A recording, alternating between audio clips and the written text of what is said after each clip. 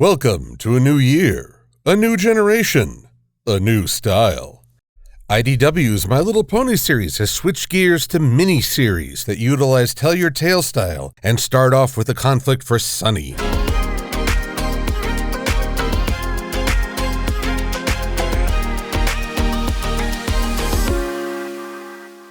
We've got a semi-new artist showing her skills with this premiere issue. I say semi-new because artist Natalie Haynes has contributed to past series in the form of cover artwork, though a majority of her time in IDW is focused on Sonic the Hedgehog.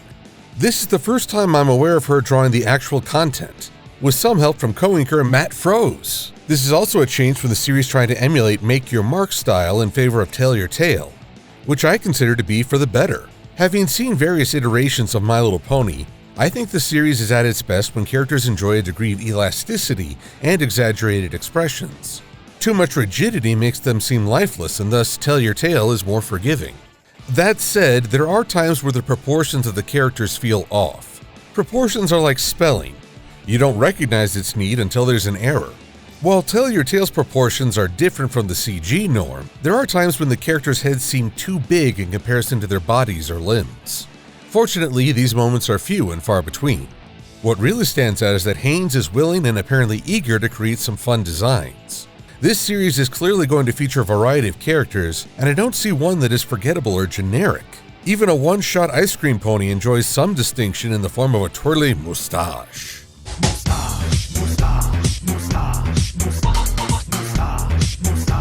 Even amidst all of this, there are two ponies that really stand out. The first pony has no name yet, but a combination of a coat that looks like plumage and a color scheme from Heather Breckle that invokes a beak around his muzzle, well, I can't help but wonder if he has some Griffin heritage behind him. It's a shame he seems to have inherited some of the Griffin's worst traits. The second design belongs to Tracy Tailspin, whose deep blue coat and varied mane and build, along with an excellent choice of Stetson, invokes a combination of Rainbow Dash and Applejack.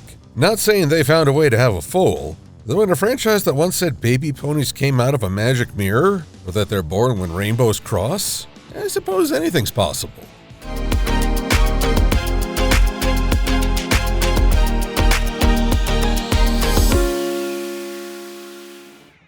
Our introduction sees a montage of young Sunny Star Scout learning to skate with her dad and gaining a love for speed. So now that she's older, she's at an audition for an elite roller derby team called the Slammers. But the tryout goes poorly as Sunny has the advantage of speed, but doesn't know the moves that Team Captain Buck expects. It doesn't help that the remainder of the team, minus surprise member Misty, enjoys jeering at her. Upset and self-berating, Sunny gets some encouragement from Pip to start a team of her own, but recruitment is hindered by members of the Slammers, who seem to have made tormenting Sunny a sport all their own. It's then that Pip gets the idea to seek out former champion Tracy Tailspin, who has retired to an orchard but still keeps up practice. Tracy is an excellent coach who not only helps Sunny reconnect with her passion, but encourages her while guiding her through her weaker aspects. Tracy offers to help coach a team if Sunny can put one together within 2 weeks. A prospect that seems more and more unlikely as a very motley group shows up for tryouts, and the Slammers are still around to have a spiteful laugh.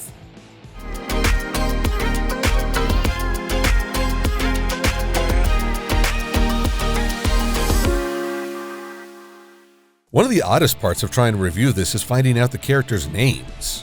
You'd think that would be obvious, but consider that this flyer lists the team as one of the most elite roller derbies in Equestria, but it doesn't mention their names. Pip's suggestion of seeking out a mentor only refers to she and her.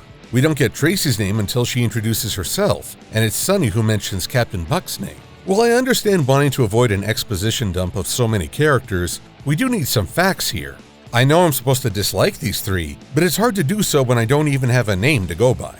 As far as I know, they aren't named once this issue. Very confusing. Even more frustrating because I agree with our antagonists. At first, Sunny is applying to a self-proclaimed elite team. That implies some form of championship status, though it's possible they're just blowing hot air. Regardless, Sunny is trying to join on the strength of her speed, but she doesn't have the knowledge about roller derby techniques. Even Tracy later states that she doesn't have the tactical perspective or knowledge of the moves. She's expected to be taught all this, even though an elite team is more about taking good prospects and training them up to the team's standards. To draw a comparison, The Blue Angels flight team have several criteria to apply. That includes being an active duty Navy or Marine Corps pilot, already trained in the basics, and having 1,250 tactical jet flight hours or 1,200 hours as an aircraft commander. That is to say, you don't get to apply for an elite position fresh out of flight school. So Sunny is aiming for a position that is outside her experience, which makes me wonder how Misty wound up on such a team. Methinks she's been working on some anger issues towards Opaline. I also wonder if Misty's arguing in Sunny's favor is general compassion or her looking out for a friend.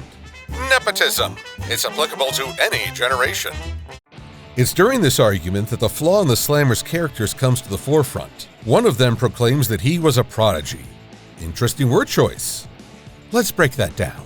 According to the Oxford Dictionary, prodigy, a person, especially a young one, endowed with exceptional qualities or abilities. An impressive or outstanding example of a particular quality. An amazing or unusual thing, especially one out of the ordinary course of nature. Most folks go with that first definition, but let's not mistake ability for experience. This guy is proclaiming that he was good at roller derbies from the start, whereas he likely absorbed the knowledge very quickly. So quickly he might not remember the learning process itself, but that doesn't mean he was born with that knowledge. Plus, being able to pick up something quickly can be a detriment. It's harder to appreciate the struggle others go through. You look at the world and you connect things. Why can't anyone else see it? The rest of the world is so slow. Then there's the rather militant process to the application. You're not an individual, you're a number. And much like Newbie Dash, we witness hazing rituals that seem wildly inappropriate from a civilian perspective, but may be part of the tradition. The idea being that they all went through it and it's a sort of rite of passage. Although Misty's presence diminishes this idea because I can't see her accepting or meting out such cruelty. Where the team starts to truly fail is when they become active stalkers towards Sunny. They tear down or deface her recruitment posters and arrive on recruitment day to heckle Sunny's applicants. I've said before that titles set expectations, but they don't bestow qualities. One would hope that someone claiming to be an elite team would hold themselves to a standard of conduct, both on and off the rink, living up to an ideal rather than resting on it. To borrow a saying from Jackie Chan, Kung Fu lives in everything we do, Xiao Zui, and lives in how we treat people. To put it another way, you aren't defined solely by what you do, but also by how you conduct yourself while doing it. These athletes are behaving more like high school bullies than professionals. Thus, they fail. Their captain doesn't seem to be in on it, but he's not doing anything to prevent their hostility either. So our antagonists are established in all but names. But what about our familiar ponies? Sunny gets to have a driving motive, which is something that's been sorely lacking from either series. I don't think it's hyperbole to say that she's been ousted as the lead character because Zip has been the driving force for much of the series and Misty the empathetic element. While I'd rather Sunny be interested in exploring more and more of Equestria and reconnecting with more ponies, I do appreciate getting to see her actively pursue a goal while experiencing emotional turmoil. Better still is that this comic adds some personal touches, such as the newly coined Sunny Scowl, a look that might give Fluttershy's stare some competition.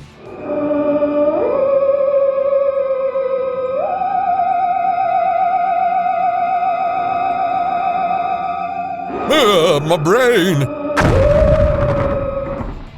More than Sunny, I'm grateful that writer Casey Gilley gave Pip a strong, supportive role.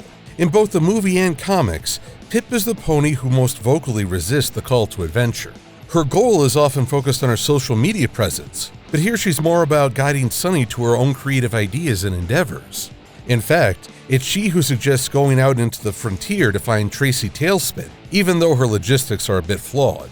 I'm not sure of the public ideal for what an influencer should be, but I hope it would be something like what we witness here. Pip is using her resources and connections to encourage others and connect them with individuals who can help them advance their goals. Zip and Izzy both have moments of support and characterization, though they're more tertiary to the conflict. I do appreciate that Izzy has introduced ogres and Oubliette's successor, Garbage and Gargoyles. I don't know if this involves dumpster diving to build up the game, and I don't want to know. Then we have Tracy herself, who establishes that being a captain isn't synonymous with being a coach. Sunny is very clearly wanting to be a coach, while the competitive goal of victory doesn't seem to be high on her priorities. So I imagine she's either going to have to dig deep and find the drive to win and be a captain, or find some pony who is willing to fulfill that role. I doubt that will be Tracy, as she admits that she's more about helping others and encouraging their emotional growth. It's she who helps Sunny snap out of her defeatist mindset, which is something a coach would do. Hitch is noticeably absent and Sparky is only mentioned once. Perhaps they'd be candidates to plan out a strategy? Whatever the case, we're off to a strong start. We have an external conflict in wanting to take down the Slugger's arrogance, but also an internal struggle as Sunny has to become more of a leader to achieve this. She's begun the journey but has a ways to go. The big question is how much of this process we'll get to witness. I don't think a simple montage is going to do the trick. We'll need some good character interaction. Time will tell as we get the second issue next month. I'm Silver-Quill, thanks for watching.